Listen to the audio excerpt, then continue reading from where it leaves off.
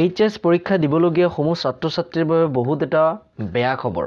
বেয়া খবৰ মানে বেয়াই খবৰ। মই নাজানো এই বেচটোৰ মানে 2025 বৰ্ষৰ যেটো বেচ আছে এই বেচটোৰ অলপমান কপাল মানে বহুত বেয়া আছে। মানে ভাগ্যটো অলপমান বেয়াই।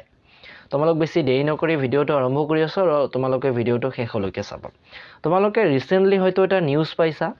কোনো ধৰণৰ নিউজ চেনেলত দিয়া নাই তথাপিও হয়তো তোমালোকে শুনিছা। তোমালোকে কি শুনিছা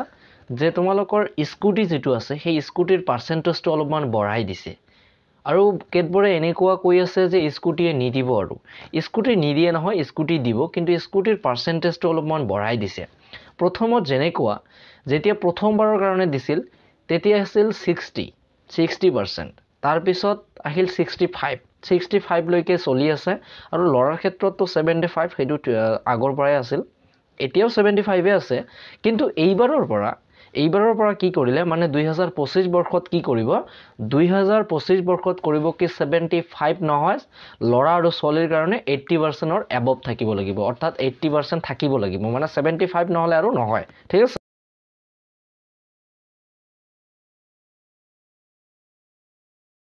75 পালে আৰু স্কুটি নাপায় আৰু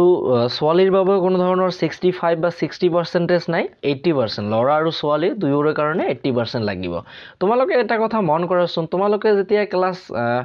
8ত আছিলা 8ৰ পৰা 9ত উঠিলা 9ত তো সাইকেল নিদিয়ে তাৰ পিছত 9ৰ পৰা 10ত উঠিলা 10ত যেতিয়া উঠিলা সাইকেল বন্ধ হৈ গল সেইটো কথা বাদে দিয়া তাৰ পিছত 10ৰ পৰা যেতিয়া মেট্ৰিক পাস কৰিলা ফাৰ্ষ্ট ইয়াৰত উঠিলা ফাৰ্ষ্ট ইয়াৰত তোমালোকে ফাৰ্ষ্ট ইয়াৰত পৰীক্ষা দিলা ফাৰ্ষ্ট ইয়াৰৰ পৰা যেতিয়া সেকেন্ড ইয়াৰত উঠিলা সেকেন্ড ইয়াৰত তোমালোকৰ লছটো কত হল ফাৰ্ষ্ট ইয়াৰৰ তোমালোকে নিযুত মইনা আঁচনিৰো নাপালা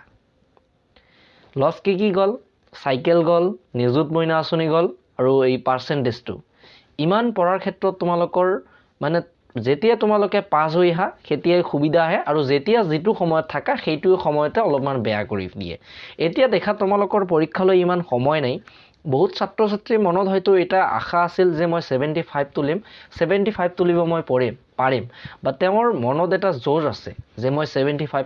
পাৰিম এতিয়া দেখা পৰীক্ষালৈ মাত্ৰ এমাহ বাকি আছে এই সময়ছোৱাতে তেওঁলোকে কৈ দিলে যে অহা বছৰ মানে 2025 বৰ্ষ যদি কল হয় 2026 তেন্তে যিবোৰ ফাৰ্ষ্ট ইয়াৰত আছে তেওঁলোকৰ হলাই অহা বছৰ মানে তোমালোকৰ কাৰণে কাৰণ তোমালোকৰ পৰীক্ষা 2025 হ'ব অহা বছৰ হল ন সেই কাৰণে কৈছে ঠিক আছে এতিয়া দেখা তোমাৰ টাইম নাই এই সময়তে এনেকুৱা কৰি কৈ দিলে মই নাজানো তেওঁলোকৰ কি হৈছে এই কথাটো যদি পৰীক্ষাৰ পিছত কল হয় সেইটো এটা বেলেগ কথা আছিল এতিয়া তোমালোকৰ এনেতে বহুত লছ হৈছে এনেতে হিসাব কৰি দেখা সিলেবাস কমপ্লিট হোৱা নাই আৰু ক্লাস ইমান দিন হোৱা নাই স্কুলত আৰু স্কুলত আজিকালি বৰ্তমান বহুত কাম-কাজ দি থাকে স্কুলৰ মাস্টাৰ বিলাকক ভোটৰ ডিউটি দি থাকে ইলেকশনৰ ডিউটিত থাকে আৰু সেলভাল গ্ৰুপৰ এইবাৰতো বহুত ডিউটি আছিল ক্লাসটো হোৱাই নাই তো সেইবোৰ কথা বাদ দিয়া আৰু তো ছাত্ৰ-ছাত্ৰীসকল কি কৰিবা ইয়াত তোমালোকৰ কৰাৰ একো নাই কৰাৰ এইটোৱে আছে যে তোমালোকে যদি এটা প্ৰশ্ন কৰিব খোজা যে আমাৰ ক্ষেত্ৰত কিয় এনেকুৱা হল